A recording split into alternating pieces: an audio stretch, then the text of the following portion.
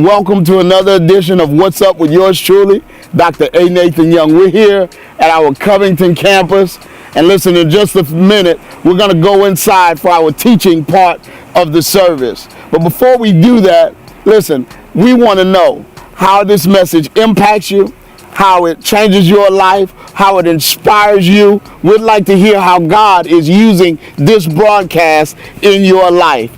You can let us know that by emailing me, Pastor Nate at myfaithbible.org. You can also mail in a letter or a card or what have you to 1148 North Columbia Street, Covington, Louisiana, 70433. You can message me on Facebook. My name on there is A. Nathan Young. And you can message Faith Bible. Just look for My Faith Bible on Facebook. I can't wait to hear from you. Can't wait to hear how our messages have impacted you and how God's changed your life through what He's doing through us. We love you. Enjoy the message. I'll see you right back here in 26 minutes. To our television audience, thank you so much for tuning in. We are so glad that you tuned in to our service this morning. Let's give our first-time guests and our television audience a big, huge round of applause. Amen. Amen. Well, last week we started a series called I Love My Church. And we're talking about the reasons why we love Faith Bible Church, or what makes us who we are as a church. And we want to continue that on today. And one of the things that I absolutely love, and I hear people often say they love about Faith Bible Church, is the fact that we are a community. And when I say community, what I mean is that we are a genuine group of people who gather on a regular basis with genuine concern for one another. Oftentimes when people walk away from Faith Bible Church, I hear them say, man, it feels like family. I go there and it feels like I go there to meet my family, and no matter who you are, no matter where you come from, Faith Bible Church just has a habit of loving on people. And one of the biggest reasons why I love my church is because, man, we love you no matter who you are. I'm reminded of just how important that is by what's happened this past week in Virginia. For those of you who don't know, this group of people over there decided that they didn't like the fact that the state was talking about taking down the Confederate monuments, just like they did here in New Orleans. And so this group of people, who were actually a white supremacist group, they got together and said they were going to protest them taking down the Confederate monuments. And so they started protesting, this white supremacist group, them taking down the Confederate monuments. Well, another group didn't like the fact that the white supremacist group was protesting them taking down these Confederate monuments. And so that group got together and they protested the protesters who was protesting them taking down the Confederate monuments. And so they had just a bunch of protesting going on. And then I guess there was somebody who decided that they didn't like the protesters who were protesting the protest, and they got in their car and they drove into all of the protesters and injured, sadly, 26 people and killed one person. Just sad, sad, sad. And most of the times I don't speak to this kind of stuff. I don't speak to it, and the reason why is because I'm real sensitive to the fact that we have all kinds of different people at our church, and I never want to come across as being somebody who's for this side or for that side, because I just want to be on Jesus' side, is what I want. But I just feel led today to share my heart about what's going on. You know, I got tagged in a Facebook post, and it was this young lady who's a millennial, and she was talking about why millennials hate the church. and they said, we didn't quit going. She said, pretty much, we didn't quit going to church, or we don't turn our backs on church because we don't like God or Jesus anymore. The reason why we turn our back on church is because a few reasons. Number one, they said because the church is too worried about the pants or the makeup that we have on, then they're more concerned about that than what's going on in our souls. She said the second reason why we really have turned our backs on church is because you, pastor, will teach for 10 minutes and then you'll hoop and holler for 20 minutes, and I can't really understand what you're talking about. So I choose not to come to church. And then the third reason why she gave that millennials don't really like the church is because they said the pastor will raise 3 or 4 different offerings in order to meet his goal, but they don't see us doing any real impact in the community or invested in the community in any way. And I was so proud because one of Faith Bible's millennials stepped up and said, not my church, you need to go to Faith Bible. Because Faith Bible don't fit none of them categories. First of all, and I'm adding this, but first of all, my pastor don't hoop because he can't sing. So he stay in his lane and stick to teaching, number one.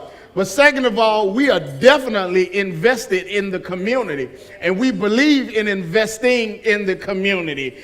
Show us a need, and we're going to try our best or do whatever we can to meet that need in the community. That's just who we are. And then third, we're not taking no 3 or 4 offerings.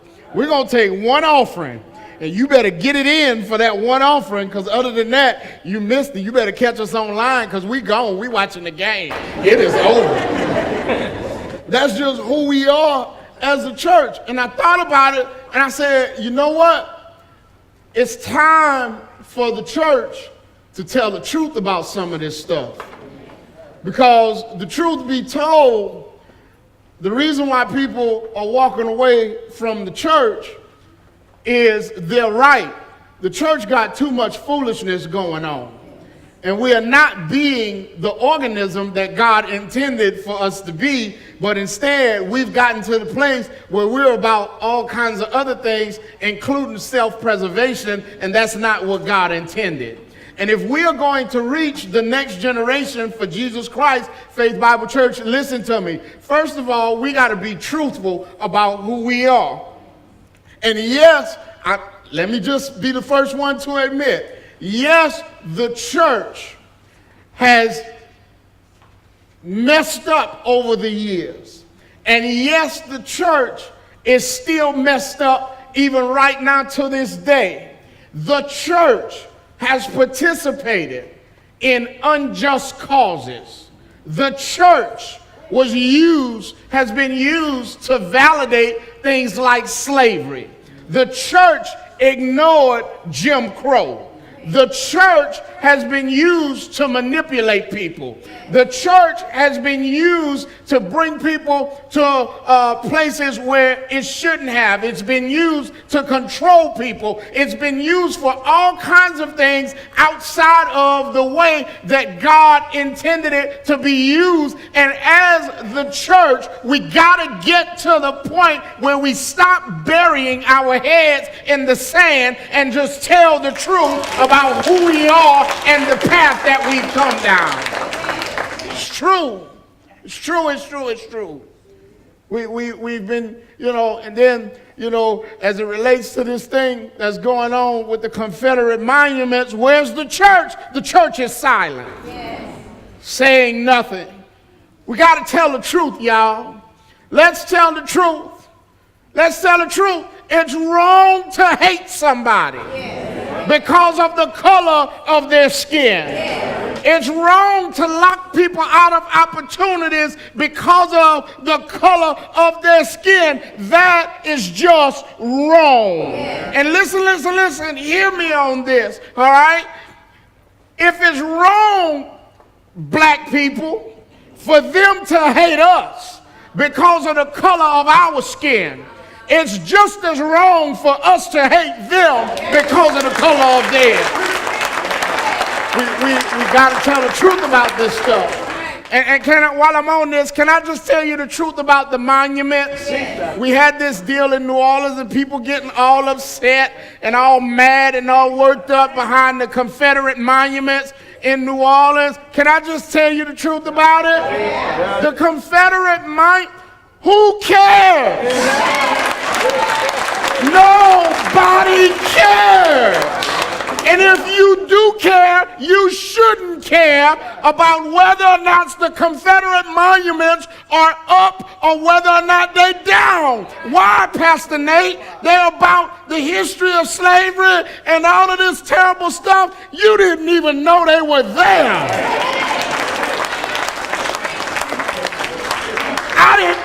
I didn't know a Jefferson Davis monument existed in New Orleans till I read it in the paper. And then I done been in Lee's Circle so many times. I ain't gonna tell y'all what I was doing. Yes, I was at Mardi Gras. And a long time ago when I was down there, I was drunk. Too drunk to notice Robert E. Lee on the horse. I sure didn't know that's why they called it Lee's Circle. And you didn't either. But watch this, we let people get us all pumped up and aggravated and discombobulated behind something that don't even matter. Why you say it don't matter, Pastor? Because black folks was murdering black folks before the monuments came down. And they still murdering black folks now that the monuments are down.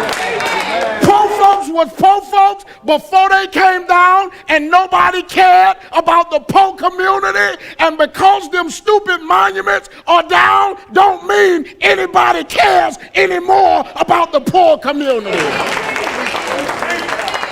A few $1 million to take down some monuments. You know how many scholarships I could have gave out to poor children? You know how many community centers we could have built? You know how many stuff we could have did that really matters?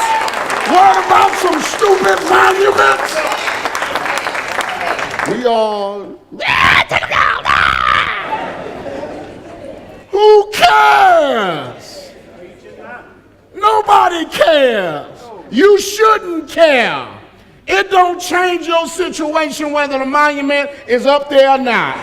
And if we really get honest about it, you a lot like me. You ain't even know it was there before they made an issue out of it. Come on, somebody. How many young black men getting out of prison who don't have a trade could we have invested in so now they can get a job with them same few $1 million? We are, the monuments. Let them keep the monuments. Give us them same few million and let us impact our community. Let us do that. That's all I got to say about that.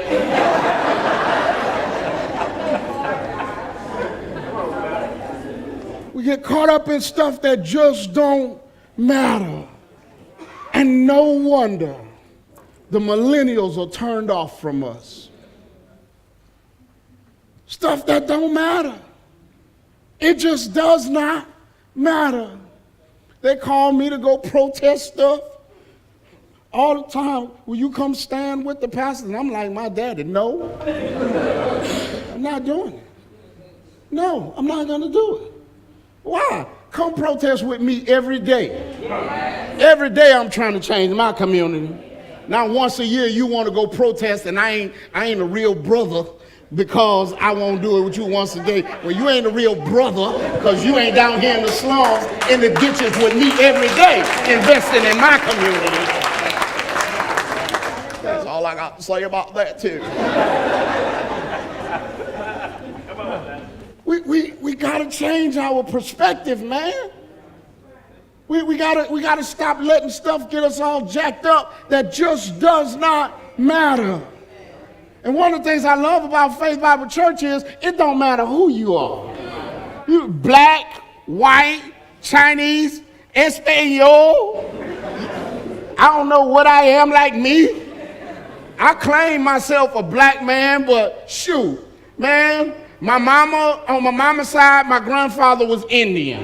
All right, my great-grandmother was full-blooded Indian. On my daddy's side, one of my great-grandparents was a white person. I'm some of everything. And what I love about Faith Bible Church is the fact that it don't matter what nationality you are, we love you. Watch what Jesus said.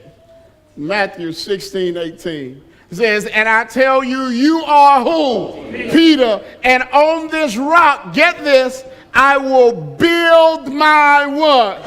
And the gates of hell shall not prevail against it. Listen, listen, listen. If you're here today, I just stopped by, you're watching us on television or you catch this on the internet or whatever, and you don't go to church because you don't like church, and you're one of the millennial people who say, I'm not going to church no more because of this and because of that. This is what I need you to know, because church is a human thing and it's a man-made thing, and I just worship God and so on and so forth. This is Jesus talking. This is Jesus Christ talking. And this is what Jesus Christ said regarding the church. And I tell you, you are Peter. Why is he talking to Peter? Because if you read a couple of verses before this, Jesus was talking to the disciples, and the disciples, he asked the disciples, he said, who do people say I am? And the disciples answered him, and they said, some say that you're John the Baptist, others believe that you're Elijah, still others believe that you're Jeremiah, one of the prophets. And he said, all right. Then he got to what he really wanted to ask him. He said, who do you say that I am? And Peter, the one who was crazy, who was bold, he stepped up amongst all the disciples, and he said, I say that you are Jesus, the Christ, the Son of the living God. And Jesus says, you're right, Peter. He says, and I tell you, you are Peter. And upon this rock, I will build my church, and the gates of hell shall not prevail against it. Get this. First thing I need you to know is the church is not a man-made idea. It's God's idea. Notice what Jesus says. I will build my church. He didn't say the church. He didn't say a church. Jesus Christ said, I'm going to build my church. So what does that mean? That means it's God's idea. It's not a human idea. It's not a man-made idea. It's not something that people just came up with. It's God's idea. And Jesus Christ says that the church that's been built is my church. So here's what I need you to know. When you rail against the church, you're railing against Jesus Christ. When you talk against the church, you're talking against Jesus Christ. When you put down on the church, you're putting down on Jesus Christ. Well, Pastor, I'm not putting down on the real church. I'm not putting down on the true church. I'm talking about all these fake churches out here with all these hypocrites and all these crazy people and all these people who talking about they love the Lord, but they got this going on and that. Listen. Jesus knew that his church was going to be messed up before he built it. How do you know that, Pastor? Because he picked the craziest disciple he had. Look which one he said he going to build it on. He said, and you are what? Peter. Of all the disciples he could have picked, he picked Peter. What's so crazy about that? Peter was the one who had issues. Y'all heard me say before, Peter was the one when they came to get Jesus and arrest him, Peter pulled out his sword and cut the dude's ear off.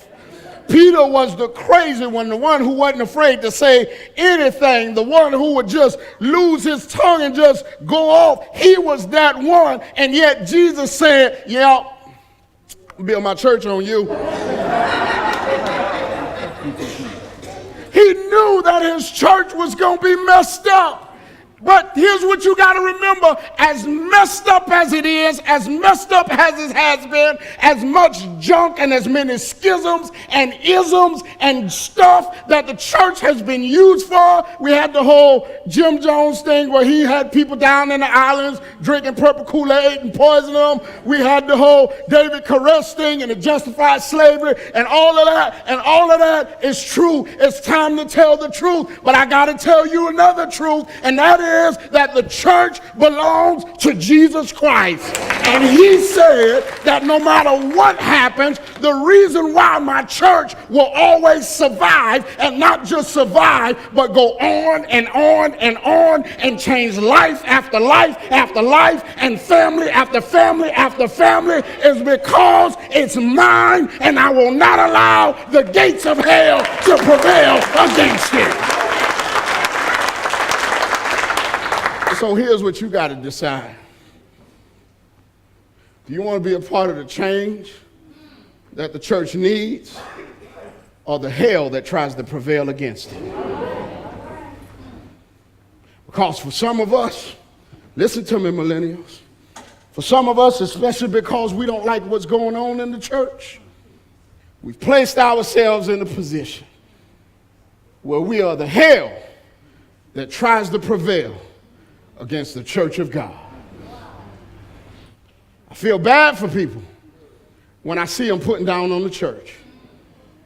I feel sorry for people when I see them talking against and going against and railing against and persecuting the church. Why? Because it's not man's church.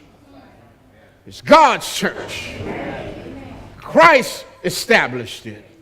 And when you rail against and go against and put down on the church, you're putting down on Christ. Amen. When you rail against and go against and put down on the church, you put down on Jesus. Whatever you refuse to be to the church, you're refusing to be to Jesus Christ himself. And people want to make this divide. Can't make the divide. Why? Because it ain't man's idea. It's God's idea. Next thing I need you to know, go Acts 9. Watch this. It says, and falling to the ground, he heard a voice saying to him, Saul, Saul, why are you what? Why are you persecuting me? What's going on here? When you get home, read it. Saul is this dude.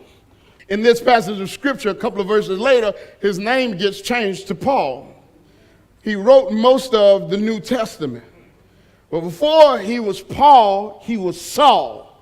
And who was Saul? Saul was the guy who could not stand the church. As a matter of fact, in verses 1 through 3, it says that he didn't like the church to the degree that he went around looking for people who belonged to the church for the sole purpose of bringing them to trial and killing them. And every chance he got, he persecuted the church. I want you to notice what happens. He's on the road to Damascus one day, and a light shines down from heaven. A voice speaks to him. And this is what it says. And falling to the ground, he heard a voice. And listen. This is what the voice says to him. Saul, Saul, why are you persecuting, what's that last word? Me. Not why are you persecuting the church. Not why are you persecuting my organization. Not why are you persecuting my building. Not why are you persecuting my people. What he says is, Saul, why are you persecuting me? Jesus Christ addresses him and wants to know, bruh, what's up? Why are you coming for me? I ain't come for you. Why are you coming for me? Paul, in the next verse, he says, who are you? In other words, I don't even know who you are. And he speaks back to him and says, I'm Jesus, the one that you are persecuting. Here's the next thing I need you to know about the church. The church is not a what, it's a who. I told you this about the Bible last week. It's not a what, it's a who. And so when you persecute the church, when you put down on the church, you're not putting down on the what, you're putting down on the who. And the who you're putting down on is none other than Jesus Christ himself. And for some of us millennials, and for others of us Gen Xers, and others of us, God wants to know why you're persecuting me. Why you're coming for me. Why you've made it a what? And you've determined in your mind that you can hate the church, but not hate me. But I'm telling you, you're persecuting me when you persecute the church. Give me Ephesians 5. I got to go. I can't stay long. Ephesians 5. Husbands, love your wives as Christ loved the what? Church. He loved the what? Church. He loved the church. Watch this. He loved the church so much that he gave him what? Himself for it. Is that what it says? No. That ain't what it says? No. It says he gave himself for what? Church. It's not a what, it's a who. It's a who. It's a who. And Christ calls it his bride. His bride whom he loved to the degree that he was willing to die for it. For her. And here we are persecuting her. You can't tell me you love me and hate Joyce. I got to cut you. You love me and hate my wife? You can't tell me that. We gotta fight. We got to. And look, my wind ain't long. I went swimming the other day, me and Emery. I swam for about 30 seconds. And 5 minutes, and I was on the side of the pool the rest of the time. 5 minutes later, Em said, Dad, you get back in? I said, son, I done did all the getting in I'm gonna do. I'm having fun watching you. But if you tell me you like me but don't like my wife, you got a problem with me. And for many people, we want to have a problem with the bride of Christ, who is the church, but say, I'm all right with you, Jesus. I say, this is my wife. You got a problem with her. You got a problem with me. You got an issue with her. You got an issue, and no, she ain't perfect. Joyce ain't perfect. But in whatever way she ain't perfect, ain't for you to deal with, it's for me to deal with. Amen. It ain't for you to decide if you can tolerate it. I decided that I would tolerate it. And me and her deal with it, however we gonna deal with it, and it ain't none of your business. It ain't no business to judge her because she not your wife, she my wife. Best thing you could do is treat her right. Other than that, we got issues. And I'ma solve it. Wash it up and dissolve it. Thank you so much for tuning in and listen. Remember, the way that we do this is through your support. So while you're thinking about it, go right now to myfaithbible.org, click on the giving tab to support this ministry. You can also download the My Faith Bible app where you can keep up with our podcast and everything else. And please hear me, whenever you're in town, either Covington or Slidell, make sure you stop by and worship with us and let me know that you saw us on television first. The addresses are 1148 North Columbia Street in Covington, Louisiana. Those services are at 7:45 and 10:45. And then there's 57209 Allen Road in Slidell. That service starts at 9 a.m. sharp every Sunday morning. I can't wait to see you in person. Make sure you drop by and worship with us. See you right back here next Sunday morning at 7 a.m.